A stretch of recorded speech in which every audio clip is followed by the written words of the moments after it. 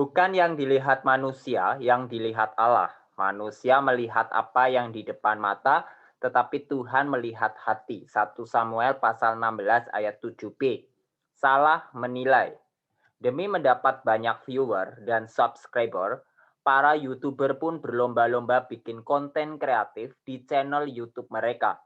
Yang paling marak adalah aksi prank dengan menyamar menjadi orang gila atau pengemis, lalu endingnya bagi-bagi uang ke orang-orang yang mereka temui di jalan. Banyak orang yang mengkritik aksi tersebut karena dianggap palsu, settingan, atau lebay.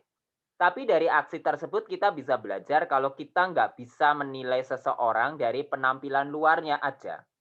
Karena nggak selamanya apa yang dilihat oleh mata bisa dijadiin patokan, misalnya orang yang penampilannya sederhana belum tentu ia lebih miskin dari kita.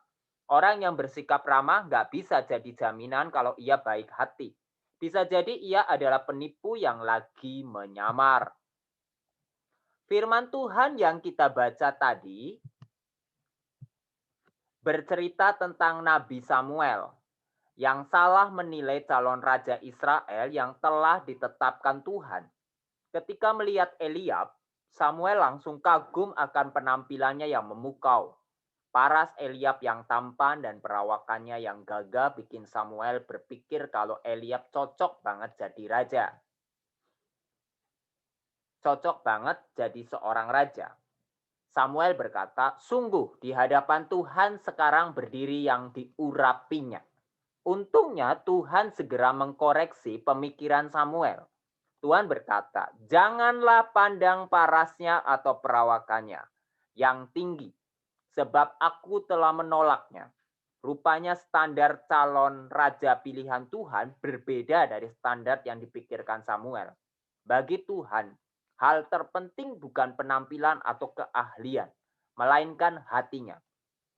Apa yang dialami oleh Nabi Samuel tadi bisa jadi pelajaran penting buat kita. Kalau sehebat-hebatnya kita menilai seseorang, kalau kita cuma ngandelin penglihatan mata jasmani, kita bakal menghasilkan penilaian yang salah. Oleh sebab itu, kita nggak boleh terburu-buru ngasih label ini itu sama orang lain, cuman modal ngeliat sisi luar penampilannya. Siapa tahu, biar tampangnya nggak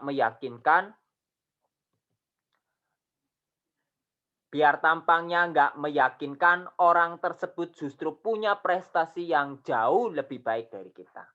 Sebaliknya, kalau orang lain ngeremehin kita cuman gara-gara penampilan luar kita, nggak perlu sedih, marah, atau merasa rendah diri. Why? Karena mereka lagi ngeliat kita pakai mata jasmani aja. Lagi pula, kita nggak hidup dari penilaian manusia, tapi penilaian Tuhan. Di mata Tuhan, kita adalah orang-orang yang berharga. Jangan menilai orang dari luarnya saja, karena belum tentu apa yang terlihat dari luar mencerminkan isi hati yang ada di dalam. Kevin Ortland.